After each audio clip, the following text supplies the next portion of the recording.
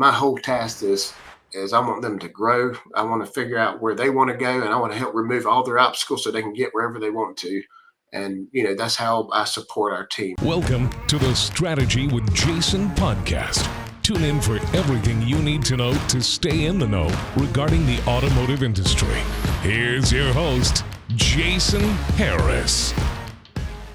Hey, what's going on, Podcast Nation? It is Jason Harris here, and thank you for joining me on another episode of the Golden Wrench Podcast, where I get to talk to everybody and anybody I want to talk to about when it comes to the fixed ops industry. Now, I am so excited for today's guest. We maybe had to reschedule a couple times, but that's okay though, because it's going to happen. And I am really excited for the topics that we're going to get into today. And just being here and having you as an audience just makes me super, super happy. But hey, real quick, before we get into our guest, I'm going to take a moment because we couldn't do this without our amazing sponsors. So let's just take a moment to thank our sponsors. For years, I've been saying that you have to process your way to profitability, and no one knows that better than the folks at Repair 360. You all know how important it is to have a fast, streamlined used car reconditioning process. Remember, time kills profit. Getting a used car frontline ready in less time while providing transparent communication between departments is what Repair 360 is all about.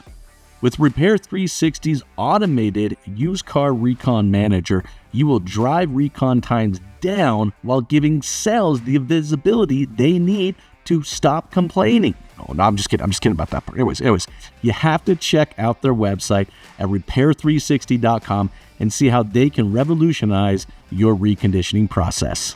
All right, guys, here we go. Today, I have the one, the only, the oh so famous, he's already giggling in the background. I have Jeremy Stevens with me. Jeremy, what's going on, man? How you doing? Oh, I'm doing wonderful. How are you doing? Good. Is that an okay intro? Did I bring? It was. I should have recorded it on my phone so I could listen to it every morning on my way to work. I can't. I do voicemails. I have been. I've been hired a couple times to do people's voicemails for them. No, I'm not. I'm just kidding. Actually, that would be crazy, right? We should create another little online business that shoots all these text messages like that. Just do intros. So when everybody gets to work, they can hit their little text message from you and get all hyped up. Can you imagine if you get to the end of a phone call and it's like, hey, you caller who did not connect with so-and-so, it is. I got a friend. His name is Jesus, and when I have my Apple Play come in, it'll announce this like, you have a message from Jesus, and I was like, whoa, I got a text message. No, you're right though. I love when Siri messes things up horribly. It does. It's so much fun. Hey, look, Jeremy, I know everyone's watching and going, what are these guys talking about? Hey, I'm excited to have you today. I know we got some great topics that we're going to get into. And but hey, for Jeremy, for everybody out there that don't know much about you, or maybe Bozart Ford, or just kind of your background, I love kind of kicking off these podcasts with a little origin story. So let's start there, Jeremy. How did you get started in this crazy little world we call the automotive industry? Well, it started back when I was really a kid. My dad and we always worked on our cars and stuff, and I never wanted to do it as a career. But when I got to the end of high school, I hated school. I just didn't. School, it was like oil and water. I'm the product of teachers passing you through the grades, and I'm thankful for that because it just did not mix. And my mom and dad wanted me to go to college, and my brother aced school, so it was easy. And I was like, I'm not a college person. So we compromised on an automotive tech program at a local community college. And it wasn't like that I 100% felt good about it. It's just, this is what I was kind of interested in. I was good with my hands. So I started in that. And while I was going to this tech school and finishing up high school, I worked at a local full service gas station. And these are old school. I don't even think there exists where, I would change oil, do all the light maintenance. And when somebody ran over that rubber line in the driveway, it'd ring a bell and I had to run out and pump people's gas for them. So that's where I got my starts. I love it, man. I love it. And you know what? I gotta be honest with you. Like I said, we were just talking about this before we started recording. I've done over 1,300 podcasts. And Jeremy, I'll tell you right now, you will be surprised how many people started at a pump station. Almost identical to that, where someone drove over that little rubber hose and ding, ding, ding, and Yeah. they ran out. I mean, actually, there are some, and that's the cool thing with our industry. See, that's what I think I love about our industry, right? Is that it's from all different walks of life and ethnic backgrounds and education levels. I mean, look, I personally know, all right, a guy that owns about 27 locations that sold pot when he was in high school. Like no, I'm not going to say his name. He knows who he is. And he's laughing right now. I can guarantee it. But this is just like, it's just, if you have this drive, this is the place for you. You can just really make some amazing things in this industry. And it just doesn't matter who you are, or what background you came from, or if you were, forced to go take an automotive technician, course or pay rent. It is. It's pretty cool. So when I talk to the parents of the future technicians, and they said, "Why would they work at the dealership?" I said, "It's the great equalizer. It It is. doesn't matter. It's like, if you have good work ethic and really care and have character, you can succeed, you know, far past what you can even imagine right now." So that's why I love when I tell people about the dealership. It's just a great equalizer from that point.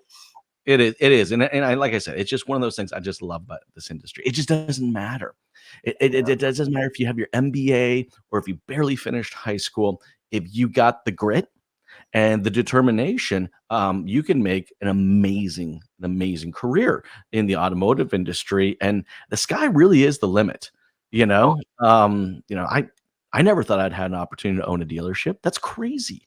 And it's just like, but you put the dedication, you can do it. In fact, actually, let's kind of kick off kind of our first topic of today, which is around leadership growth. Which, by the way, Jeremy, I'm very excited to get into this topic with you because I'm just going to say personally, when I got into, let's call that leadership role, I was in no way or form actually ready, or I just, no one taught me, right? I mean, I thought I just had to whip people with sticks and tell them get back to work, but that's clearly not the case.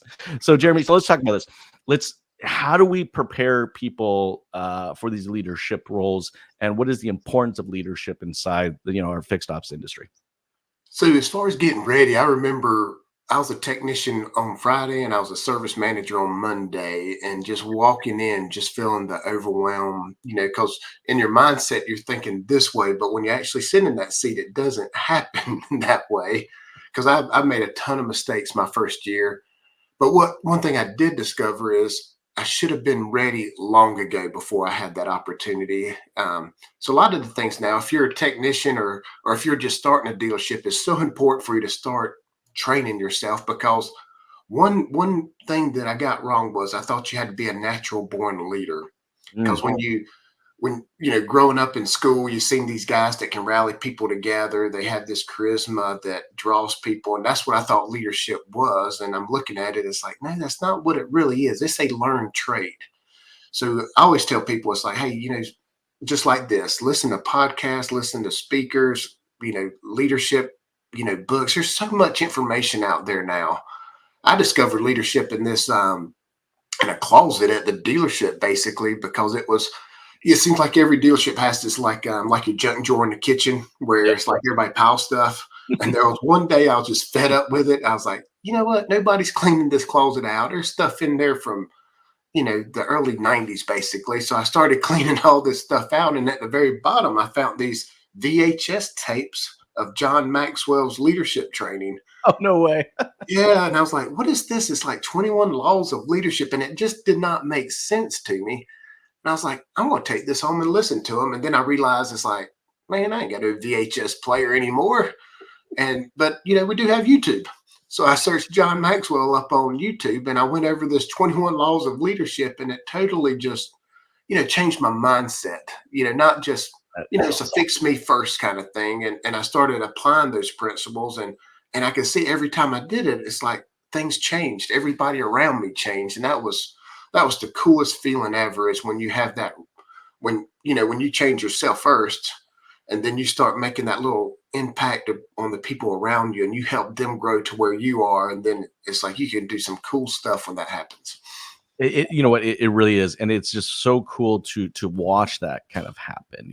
Like I said, I'm the first one to admit I was not prepared to be a leader. I mean, similar to you, like no one, like it was like literally I was a service advisor, on Wednesday, and a Friday I was a service manager, because he quit, and it's just like, and literally I thought the only thing I had to do was just yell at people to get back to work and take care of this crazy thing called the schedule. Like, holy cow, I couldn't believe it, just how much work was required to maintain a schedule for 29 people. Like it was just like it sucked up. Anyways, I digress. But going back, go back to leadership. Like no one trained me. I mean, I think it's amazing that you ran into a series of VHS tapes in a broom closet and then decided to go Google it. I mean, dude, that's awesome. And that's one of the best leadership origin stories. It was in a broom closet. That's right. I came out with I can just imagine come out with a cape flying behind you. I was Superman the next day. I love it. But you know what though? That is an amazing accident, right? Like most superheroes, amazing accident, how they eventually become a hero, right? You fell into a vat of toxic waste. No, you went into a broom closet. But I think for most people out there watching, listening right now, what you were saying, Jeremy, and I really want to harp on this for everybody out there watching, listening, because what Jeremy said is that you need to be intentional about becoming a leader, because a leader, you can teach yourself to be a leader, but you need to be intentional about it. So consuming the books, watching the podcasts, right? Like this is being intentional. But here's one of the things I find is that I can do that for about a week. and it's like diets for me. Like I can do it for about a week. And then so here's my next question. Here's where I'm going at with this, Jeremy. It's like, how do I maintain this intentional leadership, mindset? I'd like to get your thoughts on that. Yeah. So a lot of times with this, just like exercise, we can use that or whatever. It's like everybody just assumes if you're going to start getting fit, you need to exercise 30 minutes every day.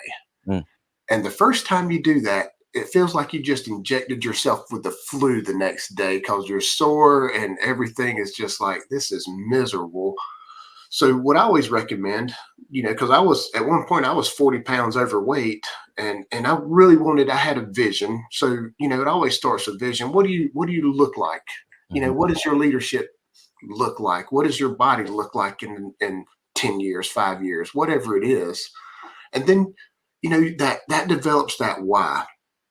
And it's so important to have that why and that vision, because you're going to run into some hard places when you're on this journey that you want to give up. But when you start focusing on your, what it looks like in 10 years, that can draw some energy.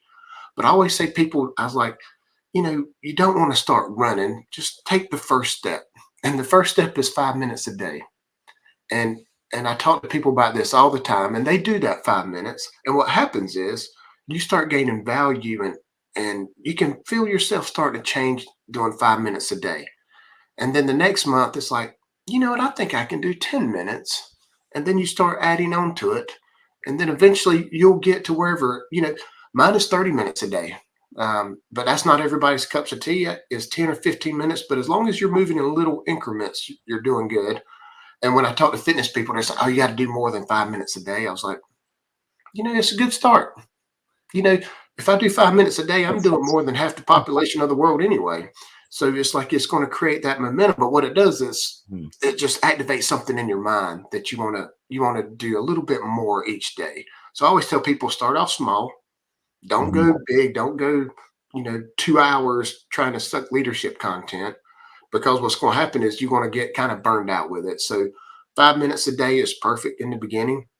And what's cool about it is you'll start listening or reading a book or listening to a book or watching YouTube, and they'll name drop another person. And then it's like, oh, you'll start grabbing that person. And it's like, oh, it's a different cup of tea basically. And it's like, oh, that guy's pretty good. And then you start doing that and he name drops somebody. And next thing you know, you're on this journey, and it's like you've gone so far just by starting 5 minutes a day. No, like you're 100% right, and I like this, this visual you kind of created for us, Jeremy, because it is a lot like working out, but to your point, you can only kind of consume so much before you actually need to start actually putting it into action, right? Like, I mean, look, I can only watch so many workout videos to go. Eventually, at some point in time, I'm going to have to go lift an actual weight, right? Now I'm actually going to have to do it, and look, I've so, and now you mentioned something, and I find rabbit holes sometimes. So I found a rabbit hole I want to go down because you kind of talked a little bit about like a pace. That's what you're trying to find your pace, right? Because I think a lot of people get into, they learn about leadership, either at a conference or maybe through a VHS tape in a broom closet, or maybe or podcast or whatever, right? And then they come into work and they're like, I'm ready to change the world, and they want to do everything very fast. And if I go back and use your analogy of the gym, that's going to hurt really, really bad. Oh, If you just, if you decide to go to the gym all of a sudden and spend 3 hours working out, guess what? yeah. You probably won't come back the next day and do it again because No. you are going to hurt. But this is kind of what I heard when you were talking is like taking what we learn about leadership and putting it into action is really kind of starting off small and working our way up, instead of kind of coming in and just like, let's blow it all up and change everything. And I'm going to be the leader, it's like, let's start with some of the small stuff and work our way up. And my question now to you is real quick. What would you say some of the small things that we can do that impact leadership inside our businesses? So the number one thing is when you first become this manager and leader, even if you don't have the title, it's much easier to lead people without the title in a lot of sense. But let's say if you came in as a service or parts manager, the number one thing is people are going to follow you because they have to. So it's not that, hey man, I'm so excited that you're here. Jason's my leader. I'm so excited to follow him. It doesn't work that way. So it always starts with you build that relationship with that person, and it's going to take a lot of one-on-ones working with people. Even if it's 5 minutes one-on-one with each person on your staff, is going to make a huge impact. And what you're doing, and if you truly care and love for that person, they're going to feel it. And the next thing they're going to know, they're going to follow you because they want to, because you started impacting their lives. And it's not that you have to go build this relationship just to, so you can lead them. It should be a general one that you want to, connect with that person. It's just like kind of dating. So you want to find out who they are, just like we did. How'd you get to this dealership? What got you started? So you start working on that relationship part of it. Mm-hmm. And then that's what kind of brings you to the next part. Well, but I always starts with people first. And no, that's perfect though, right? Because like if we want our people to do what we want them to do, right? But if we don't know what motivates them in the sense of, what's their why, like, okay, no, like I get it. People need a job, but there's more than just the job aspect behind why they're doing it. It's like, are they trying to save money to get out of their parents' basement apartment? Are they do they want a jet ski? I don't know. Are they trying to send their kid to college? Right? Like, there's more motivation behind it than just showing up for a job. And if you can tap into that, no, I'm with you. That's some seriously like next level leadership. If you can start tapping into why someone shows up every day and does what they do the way they do it, that's some seriously powerful stuff. And to your point, Jeremy, that's a sign of like a real leadership. Now here's what I'm hearing as we're kind of talking. This is like this whole becoming a leader, and really getting to know my staff and tap into their whys. This is where I start finding this mystical thing starts to happen, right? This unicorn in our industry that we call culture.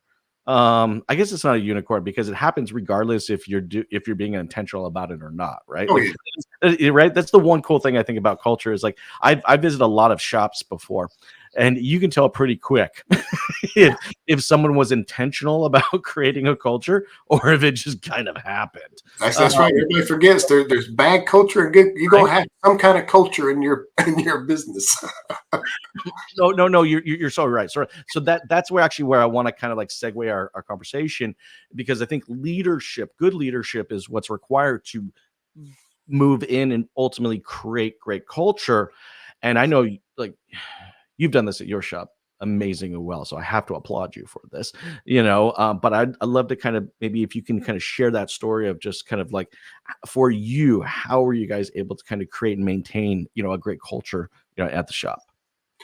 So right now I'll take it back because a lot of you know that I've moved from North Carolina down to Florida for Bozard Ford, Mhm. and we're creating this mobile service. Mhm. When I got down there, we had 7 trucks and 10 technicians and basically 2 service advisors. And a And partridge in a pear tree. do what now? And a partridge in a pear tree. No, That's right. And now right now I have 19 trucks, 5 wow. advisors, and 35 technicians. And to get that motivation is, you got to create that vision that people fall in love with, this that we're going to do something different that nobody else wants to do, and we're going to turn the automotive industry upside down. So our big vision is just this new thing that nobody really wants to do. And what's happening is these young guys, they want to change. These younger techs coming in are awesome. Mhm. And I had to get my mindset that when I first started a technician, the reason I succeeded is because I had a family I had to provide for, and I needed to work on commission. I didn't have no choice. I was in my 20s, and I had a bunch of kids, and it was a grind from 7 to 6:30 every day, and working at night just to provide for income. And in my mindset, I think everybody else thinks the same way. So I've had to totally reprogram my mind and realize that this younger generation coming in, they don't want to work on commission. Mhm. Um, they want to have they want to have a reliable paycheck that doesn't fluctuate. Now I don't say all of them. I say 80%, 75% of them they do. Um, but they want something different. And I think a lot of times we hadn't really been listening. We've been listening, but we really haven't been listening to understand where they're coming from. But if you look at it, a lot of the people I know, they got married in their 20s. Yeah, This new 100%. generation, they're not getting married till they're in their 30s now. So it's a totally different environment, but it's also creates this whole new, you know, a whole new way of doing business too. That the dealership's been doing the same thing ever since I've been in. It's like Yeah, customer comes it's in, you new, write new and them exciting. it just boom, boom, boom. It's the same 6 steps every single day. And what mobile service, it gives that edge of something different. You Yes. know, part of our thing is there's no written playbook on this. And so, I need their help to grow it, and I need their input. So we create channels where they can, openly talk about it. And that's another thing is, you got to be approachable. And a lot of the managers I've worked for in the past, they really wasn't approachable. You were kind of scared to say something to them. But if you create that environment where they can give you input and feedback, it's so cool to see that because they're closer to the problem than I am. So it's pretty Really? dumb if I tell them how to do their job because they're out there doing it.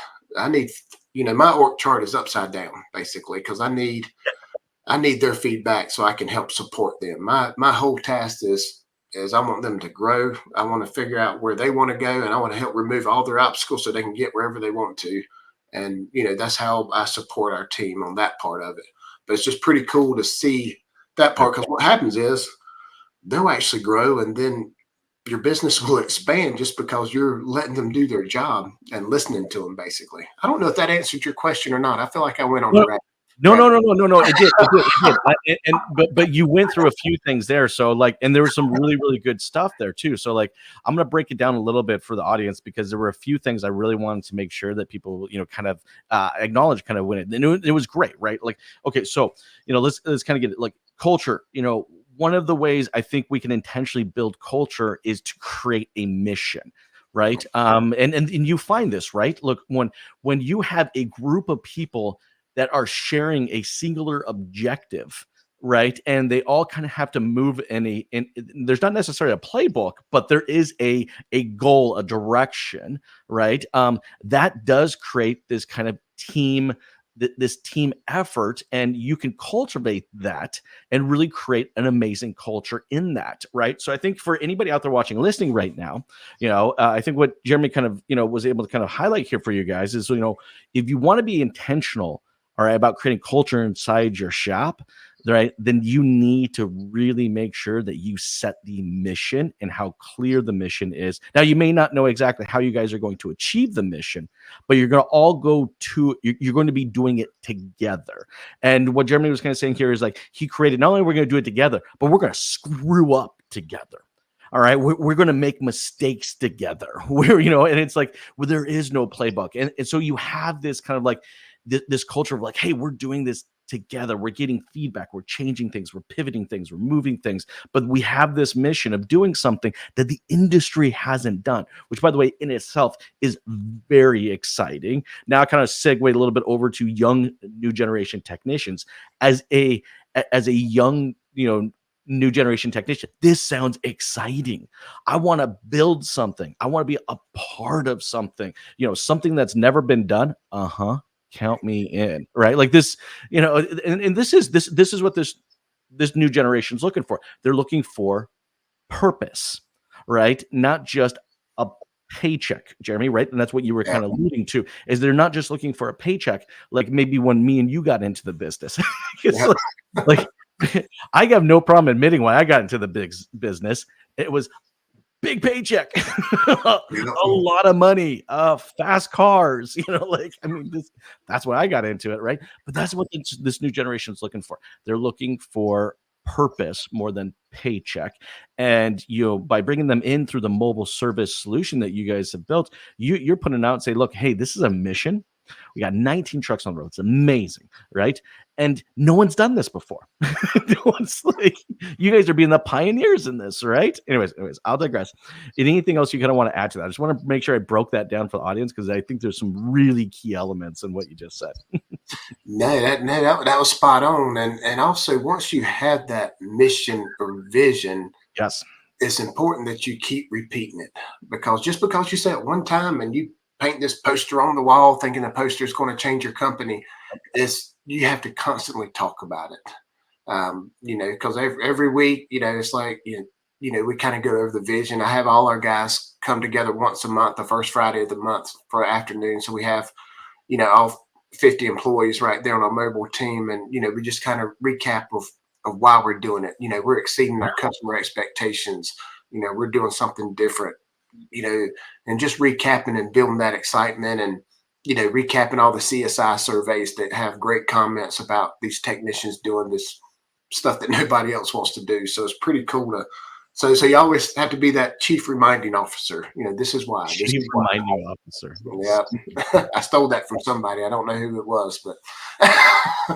No, but look, dude, Jeremy, you're so right. You're 100% onto it, right? Like, again, it goes all the way back to what we were talking about at the very beginning of this podcast, was being intentional, right? Like, if we're not being intentional about it, and to your point, right, we could set this mission, and kind of going back to our original kind of like your workout kind of analogy, you could probably go work out for a week, but that doesn't mean you're not necessarily going to commit to doing it very, very long term. So, keeping it, reminding people, pushing people, look, hey, I want to dive a little bit more, because I know we got a few more minutes. I want to dive a little bit more into the mobile service, because me as a consumer, it makes me excited. Like, I wish, Jeremy, somebody did this in my area, right? Because I love this idea.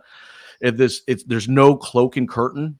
Like, I literally peek out my window. I can literally see the technician working on it. Like, I just give me a rundown of just, how it's going, and what's some of the customer feedback.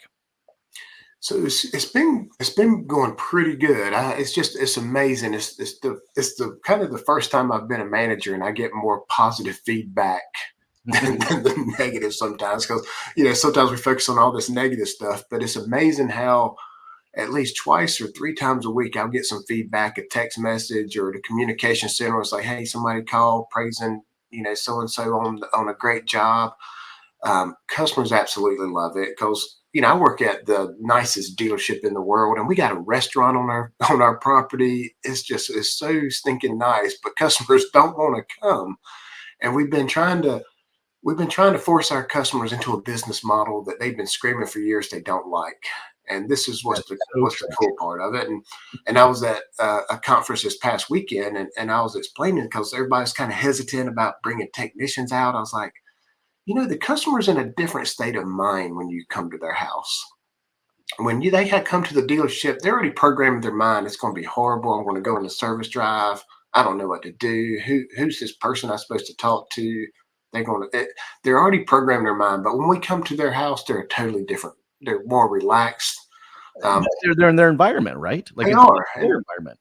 yep, and they're if it's raining, they offer to work in their own garage and stuff like that. It's a totally different environment, and the feedback's awesome.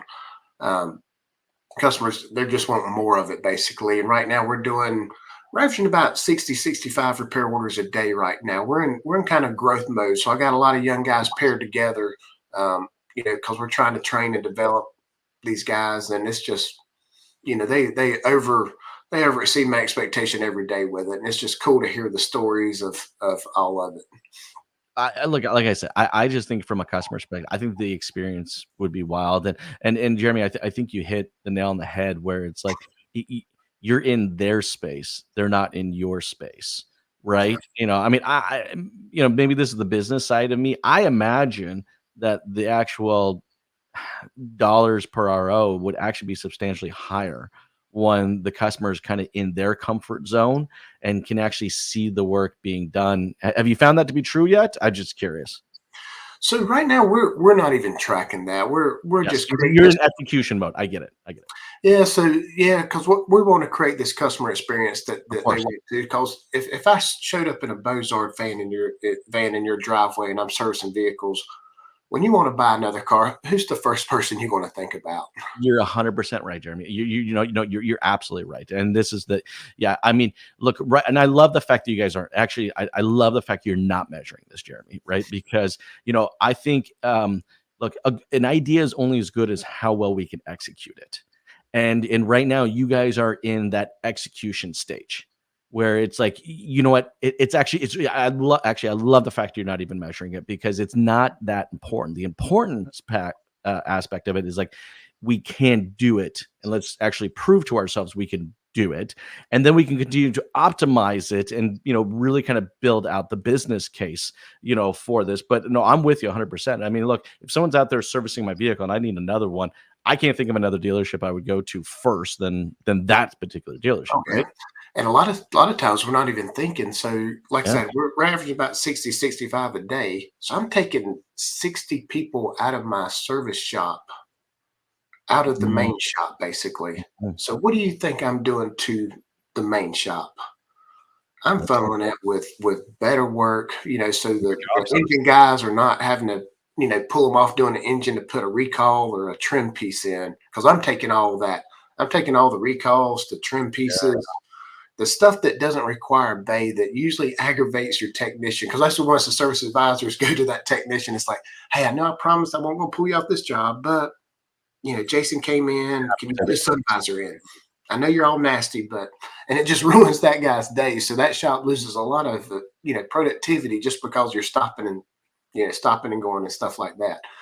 So the impact mobile service has made in the main shop has been tremendous. And since we've been really pushing it, we've been setting records month after month with it just because our shop is becoming more efficient.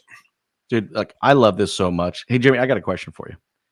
If I was to fly down to Florida, can I come for a ride along? Oh yeah, absolutely. Yeah, we can give you a grand tour. Um, our guys would love it, because we do like tour people around, and they like doing the ride along. So yeah, so you get to see it from every angle on that part of it. Would Dude, love that. I'm in. I'm in. I look. I am just fundamentally fascinated with just amazing customer experiences like this and newer business models. I mean, like I remember when my dealership, when we launched the 4-day work week, so it was 4 days on, 3 days off. We were criticized huge. Like that's not possible. No one can ever do that. And I had technicians literally lined up around the corner to come work at my dealership because it was a 4 days on, 3 days off, schedule, right? But so I love new and innovative and pushing the envelope. And dude, this is seriously pushing the envelope. So I got to come out and see it. I am really, really got to come out and see this, man. I'm looking forward to it. Yeah, definitely love to have you. We can show you around and just show you the inner workings, because it's like even the support staff, with the advisors and stuff like that. It's huge, and you get to see how it's a lot of hustling, because you got to be so proactive in this. But it's pretty cool to see the behind the scenes of how everything's kind of networked together. So we'd love to have you. Well, look, I'm coming out, and I know my audience is probably excited because I'm going to come out and document this thing, because I know I know there's a lot of dealer principals or service directors currently listening to this, and don't get me wrong, you've thought about this model in the past. I know you have, because this is not a new topic. We've talked about this for over a decade, so but I am so excited to come out and do that. Hey, Jeremy, I know we're getting towards the tail end of our conversation, and I've had so much fun today talking to you about leadership growth and culture and mobile service and young technicians. Dude, you kind of bundled this together and stuck it in a bottle, man. I'm super impressed, Jeremy. I'm so excited we got the chance to connect and record this episode. But hey, Jeremy, before I let you go, though, for everybody out there watching and listening who would love to kind of connect with you or the dealership and maybe just kind of follow along with the journey, what's the best way to connect? So definitely social media. As I'm big on LinkedIn and Facebook and Instagram. So definitely reach out, message me, connect with me. And I do a lot of content on mobile service and leadership a lot on my social content, because I still want to help people, because I run into people all the time. It's like, hey, I was a tech and now I'm a manager. What should I do? And I just enjoy helping people on that. And definitely, if you're interested about mobile service, love to have you down, come to Florida, and we can definitely show you around, or like I said, message me with any questions, and I love to answer them. Dude, you are like an automotive rock star. You are. You are, because just this openness of just say, hey, I just want to help. Come, give me a call, text me, whatever. Look, Jeremy, I love it, dude. I you're one of the coolest dudes ever, and I think don't be surprised if a handful of my listeners show up on this and they show up at your door in Florida one day. I heard on the Strategy with Jason podcast. But no, dude, this has been so much fun, and I really, really appreciate your time. For everybody out there watching and listening, thank you for listening to this episode. And thank you again to our sponsors. And Jeremy, thank you so much for today. This has been an absolute blast. You all have yourselves an amazing day. Thank you. Thanks for tuning in to the Strategy with Jason podcast with your host, Jason Harris. Don't want to miss new content? Be sure to check out the full podcast library at strategywithjason.com to stay in the know. Remember to like, comment, and subscribe. Happy podcasting.